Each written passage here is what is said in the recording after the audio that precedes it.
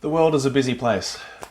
There's a lot going on out there, and at times things can get pretty overwhelming and they can be confusing. So I thought it would be helpful to strip things back a little bit and look at the basics.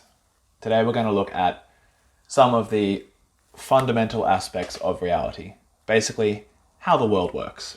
Each of these ideas has their own corresponding symbol, and I've drawn them for you in crayon, because I am an artiste. First up, we have this guy. This is called This guy is called the OUROBOROS, and it's a symbol that represents change. Change is a fundamental aspect of everything in this world. Everything changes, no exceptions. This is known as impermanence.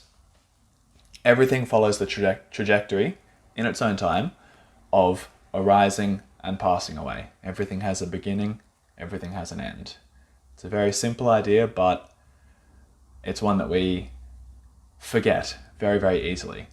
All our thoughts, our feelings, our fears, our joys, everything has a beginning, everything has an end. With that realization comes a degree of peace, or equanimity, as they call it, which is just sort of balance in response to whatever life throws at you. Everything changes. This is also depicted sometimes as a snake eating its own tail, or maybe a dragon. That's really cool. I don't have the ability to draw that, so you got my crayon. Next up we have a classic, very well known, yin-yang or yin-yang, depending on how Australian you're feeling. Yin-yang represents opposites, light and dark, life and death, good and bad. All these things are distinctions that we have created in the mind. They're projected values that we put on the world around us. In truth, all these opposites are necessarily a part of the greater whole. If you're interested in looking at this one a little more deeply, I highly recommend exploring the idea of non-duality. When you strip it all back far enough, all these opposites that we've created, all these ideas that we have about the world, boil down to there actually being no separation. That's what non-duality is. It's not two. Everything is one. Everything's whole. Everything is unified. Everything is perfectly connected. And it's a cool thing to know that we're not separate from our environment. We're not separate from our experience. We're a part of everything. It's cool. Next up we have the eye. The eye represents awareness, and it's a symbol that has popped up throughout history because awareness is the only way that we can ever know anything ever. And the eye is probably the most prominent, if not the most powerful, of our senses. Fun fact, we don't have just 5 senses. We have like 20 or 30. The jury's still out on what the actual number is, but there's more than 5. And there's this bonus sense, which occupies a huge, huge part of our awareness, but we're largely oblivious to it. And that's our thought behavior. It's such an important part of our experience. All we ever experience are our senses. The senses of the body and the senses of the mind. That's the only way that we can ever know anything. Which is why it's so hugely important.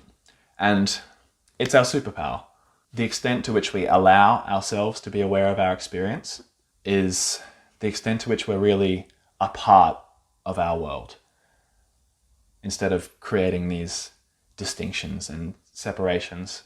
Some of our ideas have this unfortunate impact of really inhibiting our awareness, and we don't see the behavior of the mind. We don't experience the senses of the body, and we become removed from our reality. And it's to the extent which we are removed from our awareness, removed from our reality, that's when we experience suffering, which is no fun.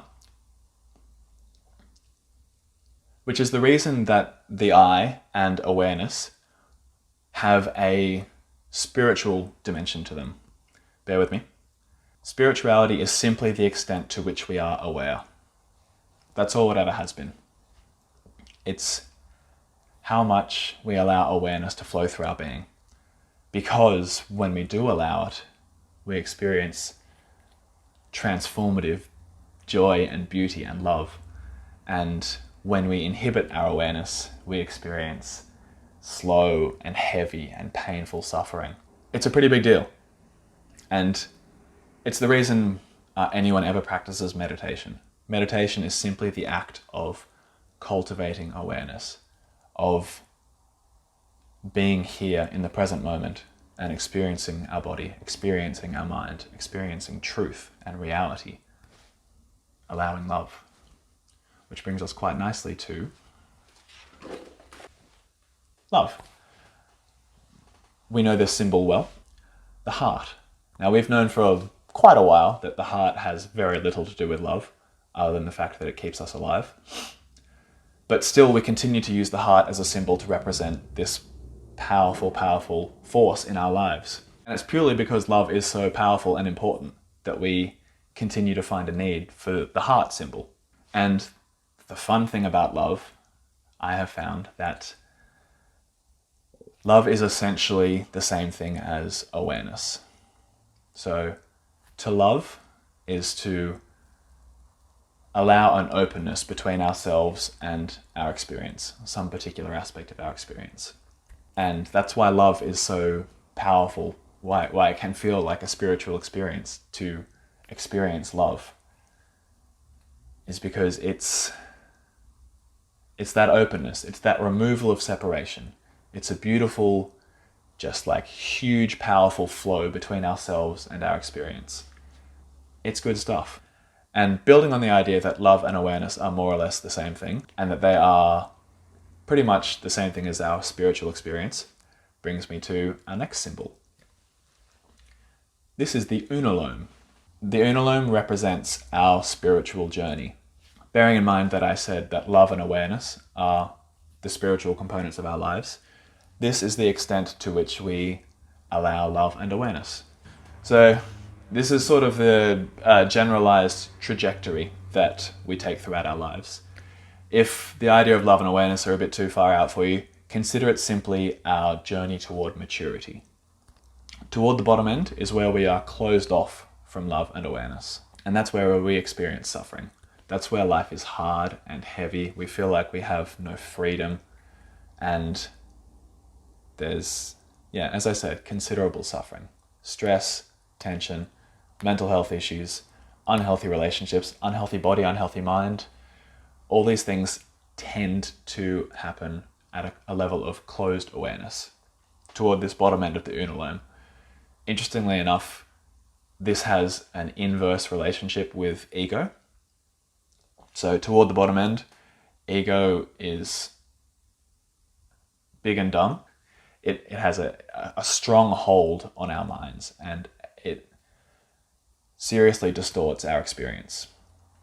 But as we grow in maturity, as we learn to allow greater love and greater awareness to flow,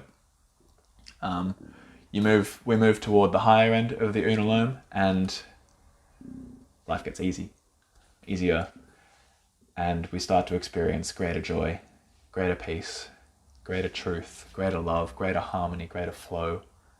The distinction between self and other diminishes as we become more unified with our experience. It's a beautiful thing.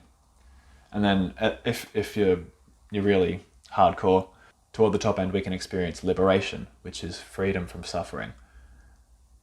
That's actually relatively attainable. It does tend to take a real commitment to lifelong meditation. And then at the very peak, where our UNALOME disappears into nothingness, that's enlightenment, and very few have ever quite made it that far. UNALOME, fun. I really like this symbol. This is like the 9th time I drew it to manage to get it looking relatively pretty, but I'm a huge fan. Keep that in your mind for a moment as we move on to our next one, which is, I think, a very simplified and accessible version of this. This is pretty much a summary of at least those tail end points. Love and awareness exist on a spectrum between openness and closedness. If you were to whack the UNALOME on there, it'd be sort of sideways. Here's the top end of the UNALOME, here's the bottom end. And we're on here somewhere. Somewhere on this spectrum is you. Perhaps a little bit closer to the closed end than you might like to think. That tends to be how it goes. But the beautiful thing is that no matter where we find ourselves, and every experience is completely valid, every stage of awareness is completely valid. There's nothing wrong or right.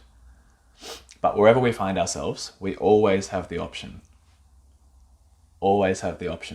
to either grow in love or to close ourselves off further.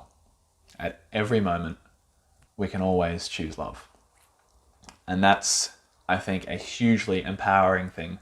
And not only that, it's all we need. I know it sounds cliche to say that love is the answer. And I know that the idea of spirituality is, it's a very loaded and almost tainted concept, because a lot of it gets muddled up through the ideas of religion. But spirituality is just love and awareness. And they are the most transformative, powerful forces in our lives. And they are the way that we can experience. It's just the way, like to live. It's kind of tricky to find the words for it, but if we want to grow in love, if we want to grow in maturity, if we want to experience peace or love or beauty or creativity or freedom or harmony or flow, if we're interested in developing meaningful relationships, if we're interested in growing as a person and coming to accept and embrace our own being, if we want to resolve large-scale issues like pollution, global warming, corruption, war, famine, suffering, it all comes via love. I know it sounds cliche and it sounds like a cop-out, but it's literally like, this is how we do it. All we need to do is grow in love. And the way to do that is to be grounded in the present moment, to experience the now through the mind and the body, and allow love. It's through this allowance of love and awareness that we become less reactive to our experience, and we can instead choose action. We have a greater freedom of our behavior, and we can create powerful and significant change. All we need to do is love. This is something that we found time and time again. I'm not alone in finding this or believing this. I have been exploring the idea for quite a while, but don't take my word for it. Give it a crack. See what happens when you practice love. It's not an instantaneous change. You're not jumping from completely closed to completely open. That's unrealistic. Movement takes time. It's incremental. And that's the reason why it's encouraged to practice meditation daily. It's to work toward greater love in small steps. And in time, we experience transformative levels of love and growth. So yeah, those are, and I know I probably got a little bit sidetracked there, but those are the symbols for some fundamental components of reality. Let me know which of the symbols most resonates with you. Did any surprise you? Are there any that particularly challenge you? Please share. I'd love to have a talk about this. Yeah, that's that.